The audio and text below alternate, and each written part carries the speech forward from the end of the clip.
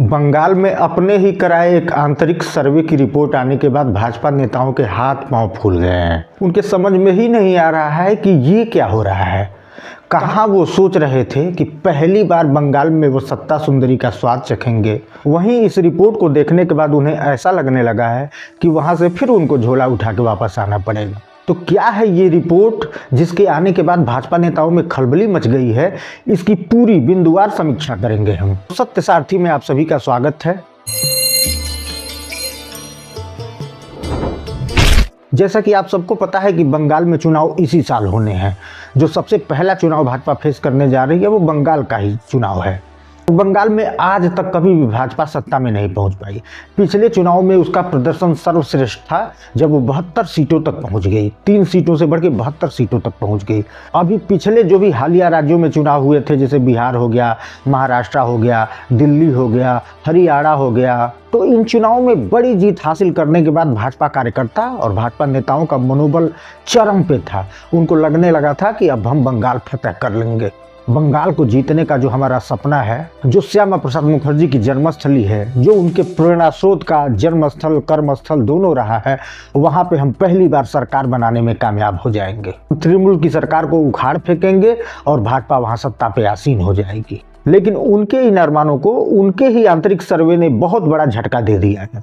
सर्वे बता रहा है कि बंगाल में ममता बनर्जी एक बार फिर मुख्यमंत्री की कुर्सी पे आसीन होने जा रही हैं। उनकी सीटें घटने की बजाय बढ़ रही हैं। यानी पिछली बार जिस बड़े बहुमत के साथ उन्होंने सरकार बनाई थी, इस बार उनकी सीटें कुछ और बढ़ सकती हैं। उनका मुख्यमंत्री बनना तो तय है, लेकिन सीटें भी और ज़्यादा बढ़ रही हैं। वहीं भाजपा की सीटें जो हैं वो 72 से घट के 50 से 62 के बीच सिमटने वाला है। यानी पिछली बार जो सीटें मिली थी उसमें भी गिरावट दर्ज हो रही है, उसमें भी सीटें नीचे गिर रही हैं, उसमें भी ग्राफ नीचे गिर रहा है। यही नहीं, वामपंथी जो वहाँ पे वामपंथ कम्युनिस्ट पार्टी 0 हो गई थी, वो फिर रिवाइवल की तरफ अग्रसर हो रही है। फिर से उसका उत्थान होना शुरू हो रहा है, फिर से उसकी सीटें आती दिख रही हैं। अब ये जो रिपोर्ट के नतीजे बता रहे हैं, ये लगभग सारे राजनीतिक पंडित भी समझ रहे हैं और यही बोल रहे हैं, यही कह रहे हैं। उनको भी ऐसा ही होता दिख रहा है। अब इसके पीछे का कारण क्या है, इसको हम समझते हैं और बिंदुवार समझते हैं, पॉइंट बाय पॉइंट समझते हैं, एक एक बिंदु को समझते हैं। अब इसमें जो सबसे पहला मुद्दा आता है वो है SIR के बाद बिहार में जो नतीजे आए, उसके बाद भाजपा के कार्यकर्ता, भाजपा के वोटर, भाजपा के नेता सब उत्साहित हो गए कि SIR एक ऐसा हथियार मिल गया है जिसकी बदौलत हम बहुत आसानी से चुनाव जीत लेंगे। लोग ऐसा कहते हैं, वो भी बंगाल के लोग कम कहते हैं। बंगाल के बाहर के लोग जो हैं वो ये कहते हैं कि ममता बनर्जी की जीत के 2 ही कारण है। एक तो फर्जी वोट और दूसरा सही वोटों को, यानी भाजपा के वोटों को निकलने नहीं देते हैं, उनके कार्यकर्ता जाने नहीं देते हैं। तो पहला नैरेटिव तो पिछले चुनाव में ही ध्वस्त हो गया। चुनाव केंद्र सरकार की अगुवाई में हुई, CRPF तैनात रही वहां पे, और भाजपा के सारे बड़े नेताओं ने, बकौल प्रदेश अध्यक्ष JP नड्डा ने भी बयान दिया।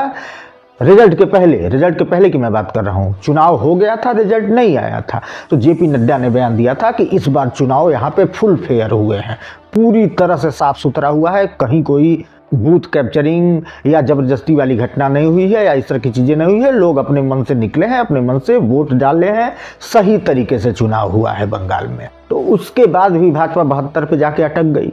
तो ये नैरेटिव तो ध्वस्त हो गया भाई साहब कि ममता बनर्जी के पार्टी के, तृणमूल के पार्टी के जो भी नेता हैं, गुंडे हैं, वो बाकी वोटरों को निकलने ही नहीं देते हैं। ये नैरेटिव तो खुद भाजपा के ही बड़े नेताओं ने ध्वस्त कर दिया है। अब इसकी तो कहीं कोई गुंजाइश नहीं रह गई है। अब आते हैं SIR वाले मुद्दे पे, यानी फर्जी वोटों पे, कि ममता बनर्जी जो है वो बहुत फर्जी वोट बनवाई हैं, मुस्लिमों की, रोहिंग्याओं की, बांग्लादेशी घुसपैठियों की। वो वोट कर देते हैं ममता बनर्जी को और उन्हीं वोटों के बदौलत ममता बनर्जी आसानी से चुनाव जीत जाती हैं। तो इसकी काट के लिए SIR कराया गया था। और बिहार में जो नतीजे आए उसके बाद तो फिर भाई साहब भाजपा कार्यकर्ताओं की एकदम बल्ले बल्ले हो गई कि अब मिला है सही हथियार। अब तो ममता बनर्जी गई और पूरी हवा बन गई थी, पूरी जमीन तैयार हो गई थी कि नहीं, गई ममता बनर्जी गई। भाई साहब ममता बनर्जी वाकई जुझारू नेता है, एक जुझारू नेता जो कहा जाना चाहिए, वाकई जो जमीन पे लड़े, ट्विटर पे नहीं, फेसबुक, इंस्टाग्राम, यूट्यूब पे नहीं, जमीन पे जाके कार्यकर्ताओं के साथ कंधे से कंधे मिला के लड़ने वाली जो नेता है, और एकमात्र नेता आज के समय में अगर कोई है तो ममता बनर्जी। तो एसआईआर का कार्यक्रम जब शुरू हुआ बंगाल में, तो ममता बनर्जी जी जान से भिड़ गई उसके पीछे। पहले तो उन्होंने विरोध किया, जब देखा कि नहीं विरोध से काम नहीं चलने वाला है, केवल बयान देने से काम नहीं चलने वाला है, तो उन्होंने अपने कार्यकर्ताओं की पूरी फौज उतार दी जमीन पे। एक एक वोटर का, जो उनका संभावित वोटर हो सकता है या जो नहीं हो सकता है, उनका भी उनके कार्यकर्ताओं ने एक एक का कागज सारा तैयार किया, सब कुछ ठीक किया, एसआईआर में भाग लिया। जो भी रिटर्निंग ऑफिसर हुआ या बीएलओ हुआ, जो मांग रहा हो कागज, वो कागज उन्होंने अवेलेबल कराए और सबका नाम सुनिश्चित किया कि हमारे सारे वोटरों का नाम मतदाता सूची में अंकित हो। जहां भी थोड़ी सी उनको गड़बड़ी लगी, वो खुद आगे बढ़ के नेतृत्व की। स्थिति ये हो गई कि एक मुख्यमंत्री, सोचिए जो इतने सालों से मुख्यमंत्री है, उसके पास वकीलों की कमी है। वो भारत के सबसे बड़े से बड़े वकील को अफोर्ड कर सकती हैं, वकीलों की फौज अफोर्ड कर सकती हैं, लेकिन वो खुद सुप्रीम कोर्ट में गई, और सिर्फ गई नहीं, जाके बैठी नहीं, बहस किया उन्होंने, बाकायदा उन्होंने सवाल किए, जवाब दिए कि भाई इस बिंदु पे नाम नहीं कटना चाहिए, किसी का भी नाम नहीं छूटना चाहिए। सुप्रीम कोर्ट को आदेश देना पड़ा कि भैया इतनी छोटी छोटी बातों के लिए आप किसी का नाम नहीं काट सकते हैं। सुप्रीम कोर्ट ने ये अब तक भी कहा कि ममता जी आपके वकील बड़े काबिल हैं, अच्छे वकील हैं, आपको आने की क्या ज़रूरत है। लेकिन ममता बनर्जी ने ये दिखा दिया कि वो फ्रंट फुट पे लीड करती हैं, वो आगे बढ़ के लीड करती हैं, वो अपने कार्यकर्ताओं के साथ, अपने वोटरों के साथ जुड़ी हुई हैं, खड़ी हुई हैं। तो एसआईआर का जो मुद्दा था, एसआईआर का जो पासा फेंका था भाजपा ने, वो पासा भी उल्टा पड़ गया है। इनके वोटर पता नहीं सही से जुड़ पाए कि नहीं जुड़ पाए, लेकिन ममता बनर्जी ने अपने सारे वोटरों को, एक एक वोटरों को जोड़ लिया और सुनिश्चित कर दिया कि हमारा एक भी वोट कटने न पाए। दूसरा जो सबसे बड़ा मुद्दा है ममता बनर्जी का, वो है मुस्लिम ध्रुवीकरण। मुस्लिम वोटों को वो रत्ती भर भी बिखरने नहीं देती हैं, चाहे वो कम्युनिस्ट पार्टी हो, चाहे वो कांग्रेस पार्टी हो, और चाहे वो ओवैसी की पार्टी हो। ओवैसी की पार्टी पूरे भारत में अपनी सीटें निकाल लेती हैं, बिहार में निकाल लेंगी, उत्तर प्रदेश में निकाल लेंगी, महाराष्ट्र में निकाल लेंगी, गुजरात में निकाल लेंगी, लेकिन बंगाल में उनकी सीटें नहीं निकल पाती हैं। विधायक तो छोड़ दीजिए, एक मेयर तक नहीं जीत पाता है उनका, मेयर भी बहुत बड़ी बात हो गई, सभासद तक जीतना मुश्किल हो जाता एमआईएम का। तो उन्होंने इतने बढ़िया तरीके से साध रखा है मुस्लिम वोटों को कि मुस्लिम वोट एक मुट्ठ उनको वोट करते हैं। और इस बार तो उन्होंने ये नैरेटिव भी बना दिया है कि भारतीय जनता पार्टी आपके वोटों को काटने की फिराक में थी, जिसके लिए मुझे सुप्रीम कोर्ट में जाना पड़ा, मुझे सुप्रीम कोर्ट में जाके बहस करनी पड़ी। उन्होंने एक साथ कई मैसेज कन्वे कर दिया। उन्होंने मुस्लिम मतदाताओं में भी मैसेज कन्वे कर दिया कि देखो हम तुम्हारे लिए किस हद तक खड़े हैं, हम सुप्रीम कोर्ट में जाके लड़ रहे हैं, तुम्हारे वोटों को कटने नहीं दे रहे हैं, तो तुम कैसे एमआईएम को दे सकते हो, तुम कैसे कम्युनिस्ट को दे सकते हो, तुम कैसे कांग्रेस को दे सकते हो। और इसका इम्पैक्ट भी हो रहा है, मुस्लिम समाज को भी लग रहा है कि वाकई हमारा अगर कोई लीडर है, पूरे देश में कोई लीडर है हमारा, तो ममता बनर्जी है। दूसरा, उन्होंने बाकी कार्यकर्ताओं को भी मैसेज कन्वे कर दिया कि भैया हम तुम्हारे लिए खड़े हैं, तुम पे कोई भी दिक्कत आएगी तो ममता बनर्जी तुम्हारे साथ कदम से कदम मिला के खड़ी है, तुम्हें घबराने की, तुम्हें डरने की, तुम्हें परेशान होने की कोई ज़रूरत नहीं है। तो एक तीर से उन्होंने कई निशाने साध दिए हैं। तो ये तो दो मुद्दे हो गए जिनकी वजह से ममता बनर्जी बढ़त में है वहाँ पे। अब बात करते हैं तीसरे मुद्दे की। तीसरा मुद्दा फिर वही आ गया, वहाँ भी यूजीसी अमेंडमेंट बिल, और इसको लेके सवर्णों की नाराजगी। वहाँ पे जो ब्राह्मण समुदाय है वो नैरेटिव बनाने वाला समुदाय है, उसको भद्र मानुष कहा जाता है। वहाँ पे वो ममता बनर्जी के साथ ही जुड़ा हुआ था, लेकिन अब वो मूड बना रहा था कि अब यहाँ पे परिवर्तन होना चाहिए, अब हमको भारतीय जनता पार्टी के साथ जाना चाहिए। तो वो पूरी तरह मन बना चुके थे कि हम भाजपा के साथ रहेंगे, और वही उसी वजह से भाजपा वहाँ ज़्यादा उत्साह में थी, भाजपा को ज़्यादा एज दिख रहा था कि अब ममता की गाड़ी पलट जाएगी, सत्ता पलट जाएगा, वहाँ पे भाजपा का शासन आ जाएगा। तो यूजीसी अमेंडमेंट बिल ने ममता बनर्जी को बैठे बिठाए वो तीर दे दिया है कि वो भाजपा को आराम से परास्त कर दें। थोड़ा बहुत डर भय संशय का माहौल आया था ममता बनर्जी के मन में कि कहीं ऐसा न हो कि बिहार की तरह इस बार हमें भी डिफीट कर दे भाजपा, तो वो संशय भी उनका जाता रहा है।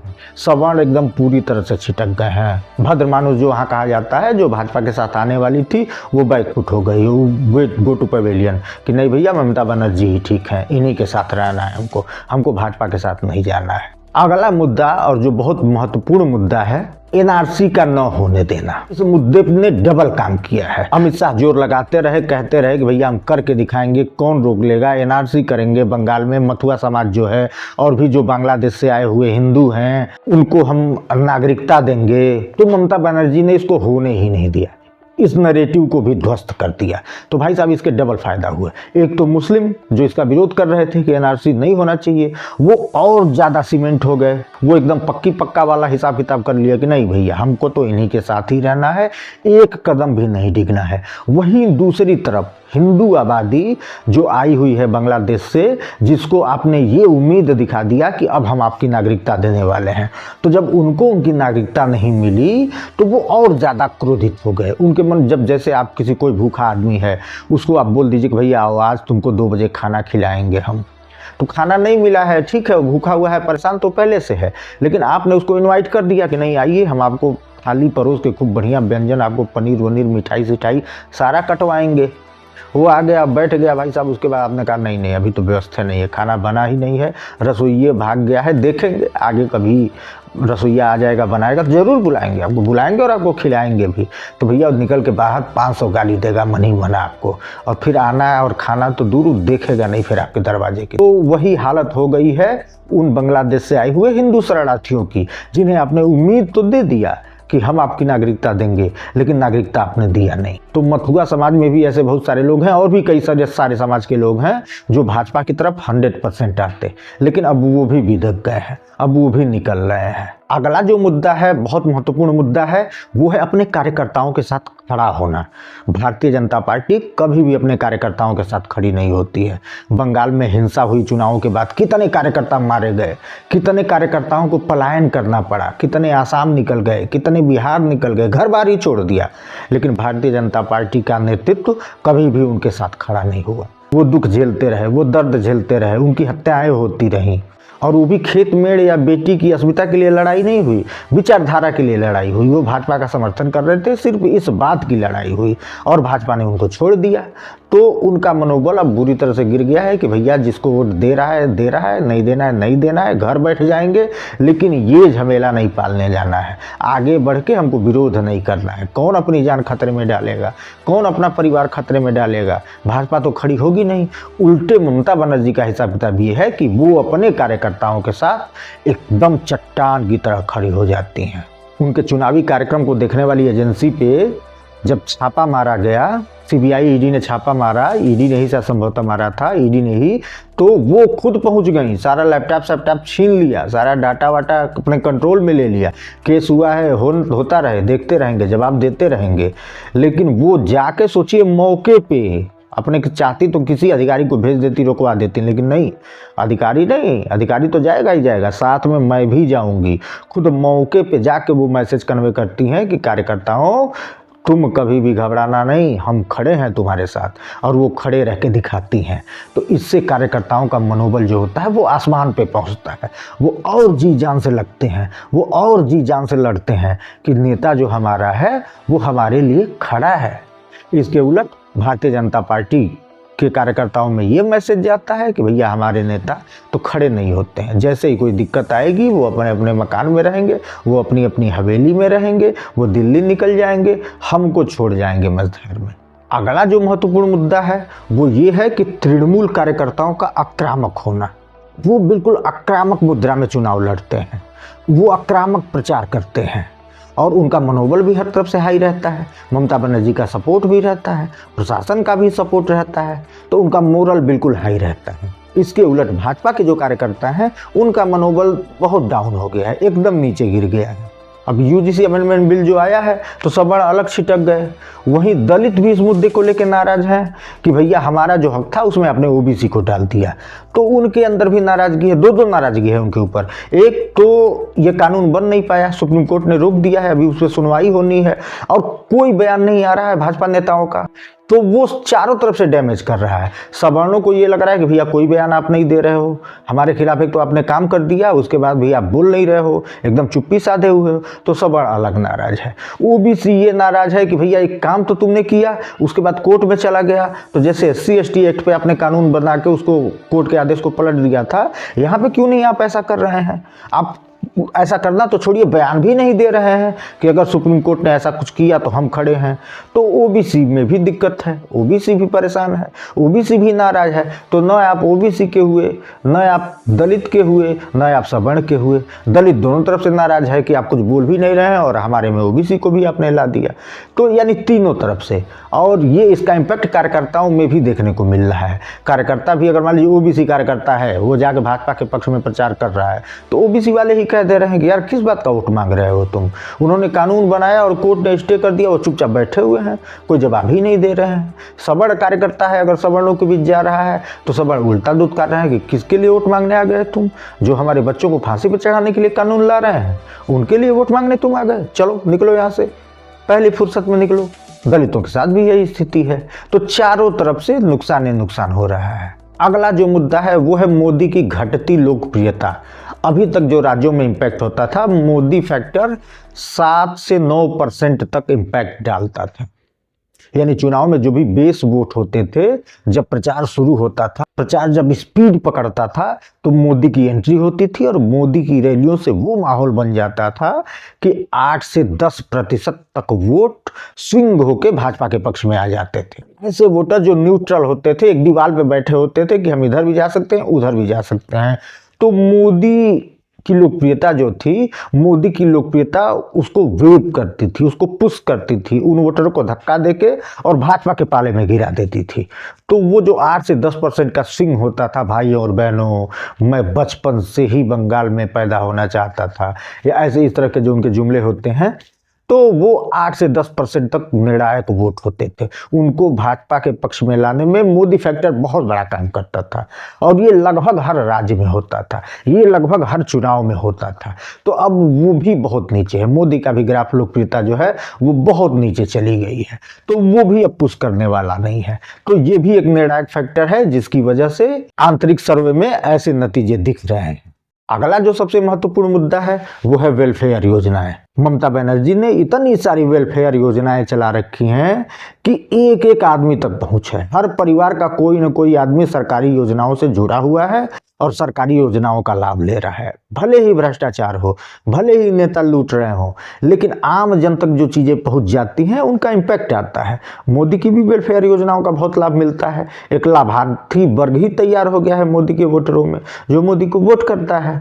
तो ममता बनर्जी भी लगातार 12-13 साल से मुख्यमंत्री हैं, तो उन्होंने बहुत सारी वेलफेयर योजनाएं चला रखी हैं और उसका लाभ हर परिवार के एक आदमी को मिल रहा है। किसी किसी परिवार में तो कई लोगों को मिल रहा है, लेकिन ये इतना है कि हर परिवार का एक आदमी किसी न किसी योजना के माध्यम से जुड़ जाए और वो जुड़ा हुआ है और वो वोट में तब्दील होता है। ये लाभार्थी वर्ग वाला जो वोट है वो मोदी को बाकी जगह भले मिलता है, लेकिन बंगाल में ये पूरी तरह से ममता बनर्जी को मिलता है। तो भाजपा के ही इस आंतरिक सर्वे ने भाजपा की धड़कनों को बढ़ा दिया है। अब देखते हैं वो इससे कैसे निपटते हैं, वो क्या इसका रोकथाम करते हैं, क्या उपचार करते हैं। तो बने रहिए हमारे साथ। सच्ची खबर, पक्की खबर, खबरों के पीछे की खबर को जानने के लिए धन्यवाद।